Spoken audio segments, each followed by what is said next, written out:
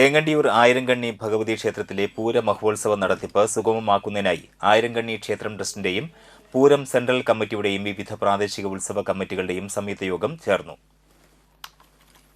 Kodungallur DYSP Bijukumar മുഖ്യപ്രഭാഷണം നടത്തി. രാജേഷ് ചക്കാമഠത്തിൽ അധ്യക്ഷത വഹിച്ചു. ഉത്സവ ദിവസം ആന എഴുന്നള്ളിപ്പും കാവടി, തെയ്യം എന്നിവയുടെ വരവുമായി ബന്ധപ്പെട്ട ക്രമീകരണങ്ങൾ തയ്യാറാക്കുന്നതിന് യോഗത്തിൽ തീരുമാനമായി.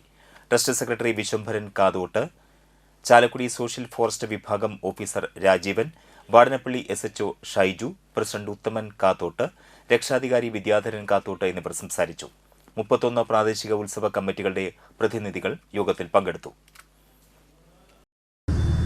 ഓരോരോ കമ്മിറ്റിക്കാരും കമ്മിറ്റിന്റെ ചെയ്യേണ്ട നടപ്പിലാക്കേണ്ട കാര്യങ്ങളൊക്കെ പറ്റിയാണ് നമുക്ക് ഡിസ്കസ് ചെയ്യേണ്ട കാര്യങ്ങൾ. പ്രധാനമായിട്ടും ഇവിടെ ആനപൂരമാണ് നടക്കുന്നതെന്ന് നമുക്ക് മനസ്സിലാവുന്നത്. 32ഓളം ആനയുണ്ട്. അവിടെ ഒരു ചലഞ്ച് എന്ന് പറയുമ്പോൾ ഏറ്റവും ഒരു ചെറിയൊരു ഏരിയയിലാണ് ഈ പൂരം നടക്കുന്നത്.